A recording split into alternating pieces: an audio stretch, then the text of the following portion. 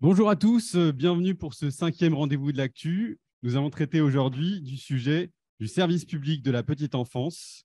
Quel enjeu pour la CAF aujourd'hui? Je suis Éric Chemise et voici Gaël Simon. Bonjour à tous. Alors aujourd'hui en France, les 0-3 ans représentent environ 28,2 millions de personnes. Ils sont les adultes de demain et le futur de notre pays. Accompagner la construction individuelle, qu'elle soit psychique, émotionnelle, cognitive ou sociale, de ces petits citoyens est par conséquent l'affaire de tous. Un proverbe africain ne dit-il pas qu'il faut tout un village pour élever un enfant? Dès 2019, le gouvernement a placé la question de la petite enfance au cœur des réflexions des politiques familiales, et notamment avec le lancement de la commission des 1000 premiers jours. Ce rapport est sans appel. Les 3 premières années de vie, de la période in utero aux 2 ans révolus de l'enfant, sont primordiales. En effet, la synthèse du séminaire Premier pas, développement du jeune enfant et politique publique vient appuyer ce que dessinait déjà la commission des 1000 premiers jours. L'épigénétique, qui est l'étude de la modification réversible de l'expression des gènes liés à l'environnement et au vécu, affirme que le mode et le lieu de vie des tout-petits influent sur la mise en place de systèmes de régulation de la santé au sens large. Ces données portent un éclairage sur les enjeux à très long terme de l'environnement du jeune enfant. Les premières expériences, les premiers apprentissages, les inégalités sociales subies par les tout-petits doivent donc faire l'objet d'un accompagnement global de la part des acteurs publics, mais pas uniquement. Les politiques éducatives, sociales et de lutte contre la pauvreté et la précarité doivent compléter ce dispositif. Afin de répondre à ces enjeux ainsi qu'aux besoins des tout-petits, la France intervient massivement, à la hauteur de 28,5 milliards d'euros, ce qui représente en moyenne 13 000 euros par enfant. Cependant, cette intervention, pour être favorable à tous les enfants, implique de garantir des conditions de qualité et de ne pas omettre la question du développement de l'enfant. Alors, en matière d'accueil du jeune enfant, 2 grands défis restent à relever, le défi de l'accessibilité et le défi de la quantité, comme le rappelle le rapport de l'IGAS sur la qualité de l'accueil et la prévention de la maltraitance dans les crèches. Suite à ces constats et au regard des enjeux évoqués, Elisabeth Borne annonçait le 1er juin 2023 la création d'un service public de la petite enfance. Nous pouvons alors nous interroger sur la place des CAF dans ce que la présidente du comité de filière petite enfance, Elisabeth Laithier, appelait un tournant de l'accueil de la petite enfance. Alors, si le SPPE se pose en réponse aux enjeux de la petite enfance et de son accueil, ce que nous allons voir dans une première partie, le rôle des CAF sera, lui, de renforcer son action dans ce cadre pour permettre un accueil de la petite enfance suffisant et de qualité. Alors, c'est un secteur à fort enjeu qui entre dans les missions des CAF. Ces enjeux de fond gravitent autour de la petite enfance. Quand nous évoquons la petite enfance et son accueil, les premières idées qui émergent sont naturellement celles liées au débat autour de la petite enfance, autour du manque de structure ou d'assistants maternels et sur leur qualité. Nous y reviendrons par la suite. Pourtant, les enjeux sont plus larges encore. Nous en avons révélé au moins 3. Celui de la natalité d'abord, celui de l'égalité et de la réduction de cette inégalité femmes-hommes, celui de la réduction de l'inégalité sociale et territoriale. Tout à fait, Eric. Pourquoi sommes-nous face finalement à un enjeu lié à la natalité? Alors, la question de l'accueil de la petite enfance peut être associée aux facteurs qui expliquent la baisse de la natalité en France. En effet, au-delà des évolutions de mœurs, le coût de l'éducation de l'enfant et donc de l'accueil du jeune enfant entre dans les questions de considération du souhait de la parentalité. Il existe également des enjeux liés à l'inégalité femmes-hommes. Pourrais-tu nous en parler? Alors oui, Gaël, plusieurs études, dont celle ancienne de 2009 de l'INED, évoquent le décrochage professionnel des femmes lors de la naissance d'un enfant. L'INSEE, dans une étude plus récente que vous pouvez voir à l'écran, montre également un écart de revenu salarial fort, de plus de 20%, comme vous pouvez le voir. Par ailleurs, l'INSEE encore révèle que la moitié seulement des femmes ayant un enfant de moins de 3 ans est en activité, contre 67% pour l'ensemble des femmes sans enfant.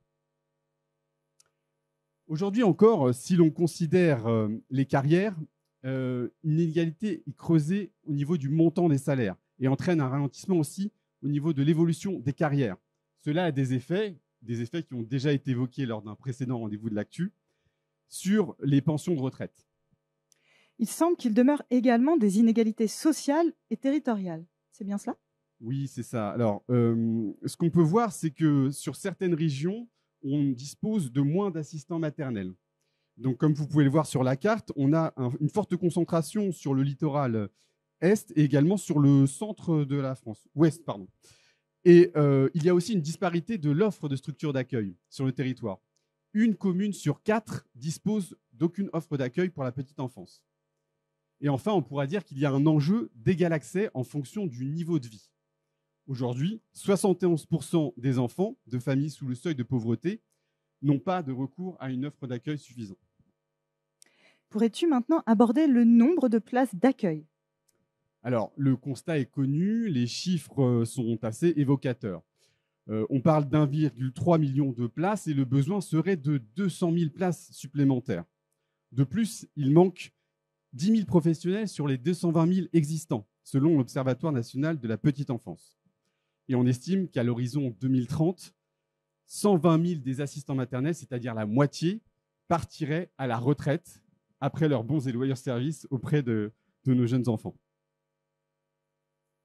En termes de répartition maintenant, comme vous pouvez le voir sur le graphique, il y a une évolution plutôt positive du mode de garde par les familles mêmes. Mais il reste encore majeur. Plus de 60% des familles gardent encore leurs jeunes enfants. Ensuite, le mode principal de garde est celui des assistants maternels, à près de 20%. Poursuivons avec l'accompagnement du secteur de la petite enfance par les CAF. Oui, alors ce qu'il faut dire, c'est que la branche famille est un cofinanceur majeur en termes d'accueil de la petite enfance. On parle de 10 milliards de dépenses en 2020 à ce sujet. Les CAF proposent une offre diversifiée. Tout d'abord, au niveau des modes de garde collectifs, la prestation unique est un moteur et vise à réduire le charge des familles en finançant les différentes structures. De manière indirecte, on a également le complément de libre choix du mode de garde qui intervient. S'agissant des modes de garde individuels maintenant, c'est là encore le CMG qui apporte une aide aux parents pour l'accès à une assistante maternelle. Sur un autre plan, les CAF apportent aussi une ingénierie dans le cadre du plan rebond notamment, avec une cellule d'expertise qui accompagne. Merci Eric pour cet éclairage complet sur l'existant. Je te laisse poursuivre et aborder les défis auxquels les CAF sont confrontés. Alors, vous l'avez vu, le défi est celui de l'offre et de l'accueil qui est encore insuffisant. Rappelons-nous l'objectif de la COG qui s'achève actuellement. On parlait de 30 000 places d'accueil. Seule la moitié a été atteinte. Cette situation a des conséquences. Près d'un quart des parents n'ont pas accès au mode de garde désiré. Il y a également des effets sur le retour à l'emploi des mères avec des enfants de moins de 3 ans. On passe entre 2003 et 2020 d'un taux d'emploi de 55% à 63%. Merci pour cette présentation en termes de quantité, mais finalement la qualité, Eric, qu'en est-il? Alors, très bonne interrogation. La qualité, parce que la quantité, c'est une chose, il faut aller sur une meilleure qualité de cette offre d'accueil.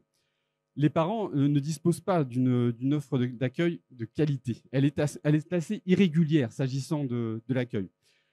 Rappelons-nous du rapport de l'IGAS de mars 2022, dont tu parlais tout à l'heure en introduction. Effectivement, il note des problématiques assez fortes et de qualité identique à celles subies par les personnes vulnérables. Cela peut aller de la négligence jusqu'à des faits de violence verbale, voire physique, envers nos jeunes enfants. Par ailleurs, actuellement, on a un taux d'encadrement assez inadapté au regard des préconisations de l'IGAS qui préconisent un ratio d'au moins un adulte pour 5 enfants. C'est donc un constat finalement plutôt mitigé sur l'offre, Eric. Le secteur connaît aussi une autre difficulté sur les effectifs des personnels de la petite enfance. Alors oui, Gaël, il y a un problème d'attractivité sur le secteur de l'accueil de la petite enfance.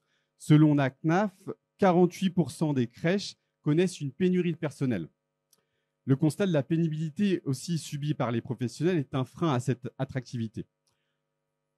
on a également deux éléments qu'il faut noter à ce sujet. Le rythme de travail trop important, qui vide le sens de la mission, d'une part. D'autre part, les questions de management elles-mêmes, qui ne permettent pas le doute ou l'erreur et qui entraînent des situations où c'est plus la maîtrise de l'enfant qui est plus importante que son bien-être. De même, on peut citer également toute la question des risques professionnels du secteur. Ceux qui ont des enfants autour d'eux me parleront certainement des questions de bruit, mais ce ne sont pas les risques majeurs.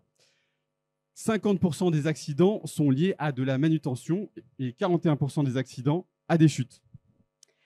Alors j'ai l'impression, Eric, que ce n'est pas la fin de la liste des défis pour les CAF. Alors il est un défi également important qui sera relevé par la suite, on l'espère. Celui de la gouvernance. En effet, le CNR et la CNAF indiquaient, non sans un brin d'humour, je cite, « Pour achever la clarification de la gouvernance, il faudrait désigner un pilote dans l'avion au niveau local. » En effet, il y a une multiplicité d'acteurs. Les entreprises, les assistants maternels, les collectivités. Donc cela impose une organisation et également identifier un véritable pilote. Dans ce contexte, le positionnement des CAF n'est pas aisé, qui plus est dans une implication territoriale. Les CAF jouent un rôle de financeur, on l'a vu, et en pratique, dans certains établissements d'accueil du jeune enfant, il n'y a pas de lien véritable avec les CAF, comme les crèches sans PSU par exemple. Et enfin, nous dirons en outre que l'implication territoriale des CAF peut se matérialiser par les conventions territoriales globales, pour inciter les communes à créer ou développer des offres d'accueil suffisantes et de qualité. Eric, est-ce qu'à présent, tu pourrais nous présenter les ambitions du SPPE? Alors, les ambitions sont au nombre de 3 et développées notamment par Elisabeth Laitier du CNR de la petite enfance. Garantir une information fiable aux parents et les accompagner dans leurs demandes. En effet, on observe un déficit s'agissant de l'information des aides de la petite enfance. Alors que les aides du RSA sont connues à 70%, elles sont moins de 35% à connaître les aides concernant l'accueil de la petite enfance. La deuxième ambition maintenant est celle de garantir un nombre de places suffisantes et de qualité. Et donc c'est l'objet de la troisième ambition, cette qualité d'accueil qui doit être donnée pour la petite enfance. Mais alors finalement, quelles sont les conditions de réussite de ce service dédié à la petite enfance? Alors, le CNR identifie effectivement plusieurs préalables à cette réussite de ce nouveau service public. Tout d'abord, apporter des leviers aux collectivités pour leur permettre une politique ambitieuse d'accueil, clarifier le rôle et les compétences des acteurs et enfin, remédier à la pénurie de professionnels du secteur. Et alors concrètement, quelle est la mesure principale du SPPE? Alors, avant toute chose, il convient quand même de dire que le PLFSS pour 2023 prévoyait déjà une réforme du CMG pour un reste à charge identique, quel que soit le mode de garde. Maintenant, l'objectif gouvernemental est ambitieux. On évoque 100 000 places d'accueil d'ici 2027 et 200 000 nouvelles places d'ici 2030. De manière plus précise, s'agissant de la gouvernance, il faut évoquer l'article 10 du projet de loi pour le plein emploi, qui donne de nouvelles compétences aux communes qui deviennent des autorités organisatrices. En clair, l'idée est de recenser les besoins, d'informer les parents et pour les communes de plus de 3 500 habitants, compléter le cas échéant l'offre. Merci Eric. Alors, nous avons vu l'importance des enjeux de la petite enfance pour les CAF. Je viens d'évoquer le SPPE. Gaëlle, pourrais-tu expliquer comment les CAF vont s'insérer dans ce service public? Tout à fait. Donc les CAF sont en fait au carrefour des enjeux liés notamment à la gouvernance, à l'accompagnement des familles et à la qualité des pratiques. Elles permettent une approche systémique et financière à l'échelle du territoire, notamment par le biais des CTG. Donc, dans le cadre du SPPE, il s'agira donc pour les CAF de, dans un premier temps, renforcer leur ingénierie auprès des porteurs de projets, mais également d'accompagner les petites communes et les plus en difficulté pour lancer des nouveaux projets, des projets novateurs. La CNAF lance un appel à manifestation d'intérêt intitulé « Innovation Petite Enfance » qui permet notamment de soutenir financièrement et en ingénierie des projets qui réinventent le cadre d'intervention des modes d'accueil. Ces fonds seront à destination des projets pour lesquels les fonds de droit commun ne sont pas accessibles ou suffisants. Cet appel à projet porte ainsi une vision globale du développement et de l'épanouissement du jeune enfant, inscrite dans, je vous le rappelle, la politique des 1000 premiers jours. Les projets sélectionnés devront donc permettre de consolider et de développer l'offre et la qualité d'accueil, particulièrement sur les territoires sous-dotés et au profit des populations défavorisées. Alors Gaël, qu'en est-il de la création des relais petite enfance ? Eh bien, le rôle de la CAF par rapport au relais petite enfance sera de favoriser leur création. Et il s'agira donc, d'après les prescriptions édictées par le CSPPE, de créer des relais petite enfance qui seront le point d'entrée unique pour les familles, centralisant ainsi les informations et l'accompagnement des parents de jeunes enfants sur le territoire. Les RPE s'attacheront aussi à aider les familles employeurs, notamment pour les assistants maternels, à se positionner et à les accompagner face à leurs difficultés financières. Dans ce cadre, les CAF apportent un soutien alors technique pour le montage du projet de création et elles pourront attribuer des subventions pour la construction ou l'aménagement d'un local. Et ces aides pourront couvrir jusqu'à 80% du projet. Alors, toutes ces modalités interrogent tout de même sur la place des crèches familiales. Nous pouvons nous questionner sur leur substitution par les RPE. Et s'agissant de l'information des familles ?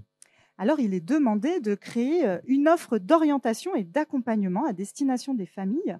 Et les CAF s'appuieront sur le site déjà existant monenfant.fr, sur lequel seront référencées avec davantage de précision les offres d'accueil à destination des familles. Les assistantes maternelles auront alors l'obligation de s'inscrire sur ce site si elles souhaitent percevoir leur prime d'installation. Elles auront parallèlement l'obligation d'y faire figurer leur disponibilité. Alors, renforcer l'offre, c'est très bien, mais qu'en est-il du contrôle qualité ? Pourrais-tu nous expliquer ce qui est prévu à ce sujet ? Tout à fait. Donc, il est prévu un renforcement du contrôle qualité, mais pour aborder ce point, laissons la parole à Madame Ourad, sous-directrice de l'action sociale à la CAF de l'Oise. Alors, dans le SPPE, le niveau de qualité d'accueil est pris en compte puisque c'est un des axes qui est mis en avant dans le SPPE.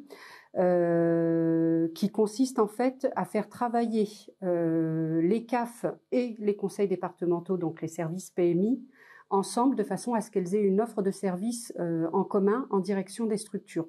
L'idée est de faire que les contrôles qui sont faits par la PMI sur les questions réglementaires, les questions d'hygiène, les questions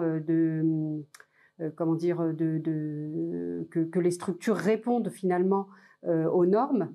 Ça, c'est contrôlé effectivement par la PMI, que les CAF puissent être présentes au moment de ces contrôles. Ce qui permet, à mon sens, et c'est une bonne avancée, finalement que le gestionnaire de structure petite enfance qui se retrouve face à une problématique qui a été pointée par la PMI, cette problématique, il puisse avoir tout de suite une réponse en se tournant vers les chargés de développement social des CAF qui vont accompagner à l'amélioration de cette qualité. Pour compléter les propos de Madame Ourad, je préciserai tout de même que les autorisations d'ouverture des structures seront à présent limitées dans le temps. L'IGAS avait préconisé déjà les renforcements des contrôles en lien avec les PMI et l'État et avait axé également un contrôle financier et préconisé que les CAF aient un pouvoir de sanction étendu ainsi que le contrôle des structures soit lui aussi élargi. Une autre disposition en parallèle pour accompagner la montée en qualité consistera en un système d'information nationale qui sera mis en place pour assurer la remontée et le suivi des signalements d'incidents en termes d'accueil et de qualité. Je crois qu'on a aussi des éléments sur la formation des professionnels. Tout à fait. Le recrutement de personnel formé et leurs conditions de travail sont étroitement liés à la qualité. Un plan d'urgence qualité a été adressé au comité de filière petite enfance il y a quelques jours et ces thématiques y sont abordées. Le gouvernement a par ailleurs annoncé intervenir pour revaloriser les salaires à hauteur de 200 millions d'euros chaque année pour accompagner justement ces hausses de salaire. Il a annoncé également la formation de 49 000 à 63 000 nouveaux professionnels de structures d'accueil du jeune enfant d'ici à 2030. Donc on voit bien que la question du recrutement, de ratio de professionnels formés ou non, a également été remise en cause par le rapport de l'IGAS et est directement liée à la notion de qualité. Alors, il y a beaucoup d'ambitions qui ont été évoquées. J'imagine que les CAF disposeront de ressources adéquates. Mais tout à fait. Donc elles disposeront de nouvelles ressources, qu'elles soient financières ou humaines. Donc concernant les ressources financières, la nouvelle COGE propose une augmentation des ressources pour atteindre 5,5 milliards d'euros en 5 ans, avec un abondement du fonds d'innovation de 10 millions d'euros et en parallèle, une augmentation du Fonds national d'action sociale de 6%. Une augmentation des ressources humaines également. Donc, la COGE prévoit une augmentation de 650 emplois sur les 5 ans, donc pour la CAF. Maintenant, se pose la question de savoir quelle part va être fléchée pour la création de ce SPPE. Et puis, Jean-Christophe Combe évoquait, lui, de son côté, une centaine d'ETP dédiés au SPPE. Alors oui, tout à fait. Il ne vous a pas échappé que la prochaine COGE a été signée le 4 juillet dernier. On verra un petit peu quels sont le détail des ressources. Donc nous avons bien compris les enjeux, l'action, les ressources des CAF. Peut-on alors parler d'une résolution des problèmes ? Alors, le SPPE est un premier jalon pour la petite enfance, mais la route est encore longue. Le SPPE ne résout pas toutes les difficultés en soi. Le service public de la petite enfance est encore en cours de construction, d'élaboration, et sera voué de toute façon à être mouvant pour s'adapter aux situations nouvelles et aux besoins des parents. Aujourd'hui, il reste quelques points de vigilance. Tout d'abord, le fait que peu de communes soient finalement soumises pleinement aux nouvelles mesures du SPPE. Les mesures ne s'appliquent qu'aux communes de plus de 3 500 habitants. Mais il faut savoir que 90% des communes en France sont inférieures à 3 500 habitants. La seule réelle contrainte s'applique aux villes de plus de 10 000 habitants, ce qui représente moins d'1 millier de communes. Et puis, pour 85% d'entre elles, en fait, elles disposent déjà d'un RPE. Et c'était la seule réelle contrainte. Il reste également des interrogations autour du financement, il me semble. Tout à fait. Donc, pour rappel, la PSU finance les structures en fonction du nombre d'heures d'accueil de l'enfant et non à la place. Donc, pensée de prime abord pour favoriser une facturation au plus près des besoins des familles et de leurs ressources, finalement, elle s'est révélée peu efficace dans la prise en compte d'un fonctionnement global d'une structure, puisqu'elle ne tenait pas compte des temps non dédiés à l'accueil de l'enfant. Par exemple, les réunions, les temps d'analyse de pratique, ce qui n'a pas permis en fait de tirer les structures vers davantage de qualité. L'effet pervers de ce système est donc qu'il a entraîné une tension dans les établissements qui finalement se sont mis à fonctionner en termes de remplissage, non plus d'accompagnement. Ça a également eu des impacts sur la relation avec les familles et les relations se sont donc étiolées du fait qu'il y avait une certaine rigidité demandée aux parents dans le respect des horaires d'accueil pour ne pas perdre en financement. Donc on le voit bien, la question du financement est là aussi étroitement liée à la question de la qualité. Alors justement, est-ce qu'il y a d'autres leviers s'agissant de cette qualité ? Oui, tout à fait. Il y a 2 autres leviers clairement identifiés, donc l'attractivité et la formation. Alors, bien que le gouvernement ait prévu des mesures visant à faciliter le recrutement et l'attractivité, il reste quand même des zones d'ombre. Nous ne pouvons pas évaluer à ce jour si finalement les mesures de revalorisation salariale suffiront à renforcer l'attractivité et donc à combler les besoins en matière de personnel. Cela pose question car dans l'optique de combler des manques en termes de personnel, en juillet 2022 a été pris un arrêté permettant l'embauche d'un plus grand nombre de personnels non diplômés afin de pallier justement à ces problèmes de recrutement.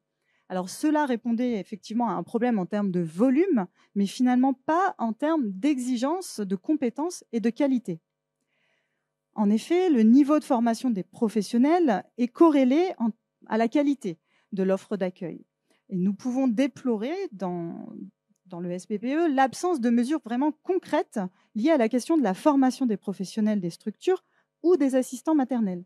L'organisation des offres de formation et leur contenu n'y sont pas non plus abordés, contrairement aux recommandations de l'IGAS et du CNR.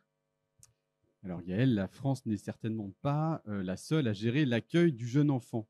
Que dirais-tu d'un petit benchmark en Europe ? Eh bien, écoute, on y va, Eric, je t'emmène faire un petit tour d'Europe. Donc, il n'existe pas d'équivalent au SPPE en Europe à proprement parler. Par contre, d'autres pays européens ont des politiques fortes en matière d'accueil du jeune enfant. Alors, tout d'abord, je vous emmène au Luxembourg. Donc, au Luxembourg, il y a une véritable volonté de garantir à tous les enfants les mêmes chances de réussite, peu importe leur origine sociale. Depuis 2016, les structures d'accueil sont dotées d'une mission de service public. L'État finance les 20 premières heures d'accueil collectif pour les enfants de 1 à 4 ans. Puis, le financement est partagé entre l'État et les familles en fonction de leurs ressources. Et chez nos amis suédois, alors Nos amis suédois. Tout à fait. Grâce à un système de cofinancement entre l'État, les communes et les familles, le reste à charge varie de 0 à 130 € par mois maximum. Les communes ont l'obligation de garantir une place d'accueil à tous les enfants de 1 an ou plus, sans condition depuis 2000 et sous 4 mois, sous peine de sanction. Le congé parental en Suède également est possible jusqu'aux 16 mois de l'enfant, partagé entre les parents et rémunéré à hauteur de 80%, ce qui entraîne un effet positif sur le taux d'emploi des femmes avec enfants de moins de 3 ans, puisqu'il est à 66%. Et s'agissant de nos voisins allemands? Eh bien, s'agissant de nos voisins allemands, là-bas, le financement est divisé entre les communes, les Länder et les Bund, et le reste à charge des familles est très peu élevé, entre 1 et 20%. Depuis les années 2000, à partir d'1 an, le droit à une place en accueil formel est devenu un droit opposable. Le Haut Conseil de la famille, de l'enfant et de l'âge estime même que c'est ce droit opposable qui a permis à l'Allemagne de nous doubler en matière d'accueil du jeune enfant. Allons maintenant un peu plus au sud, au Portugal. Tout à fait. Eh bien, au Portugal, afin de soutenir la natalité et la parentalité, tout en luttant contre la pauvreté, le gouvernement portugais a instauré la gratuité de l'accueil en crèche à destination des familles les plus défavorisées. En termes de formation, si on fait le parallèle avec ce dont on parlait tout à l'heure, en moyenne, un salarié sur 2 est diplômé du niveau master dans les structures d'accueil du jeune enfant. Pour conclure, que font les Britanniques? Eh bien, les Britanniques, le maître mot est transparence. Il y a un organisme qui est chargé des contrôles annuels qui publie la liste des structures inspectées, les rapports et établit un classement. Que peut-on retenir de ce tour d'Europe, Gaëlle? Eh bien, je pense que pour conclure, nous pouvons dire que globalement, la France, en termes d'accueil et de volume, est meilleure que la moyenne européenne.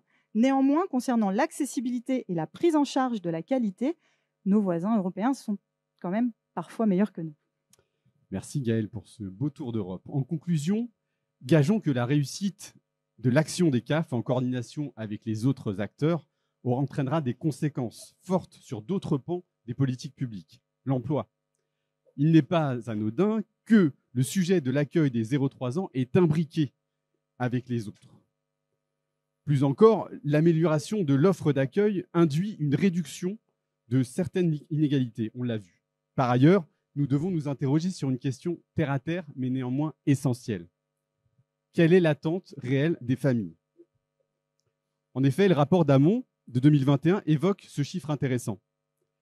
86% des parents en 2019 préfèrent rester avec leur enfant jusqu'à l'âge de 6 mois.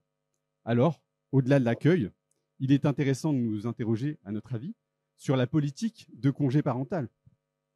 Enfin, revenons à celui qui doit être au centre du sujet, l'enfant. Un proverbe turc énonce « l'enfance est le temps de l'innocence ».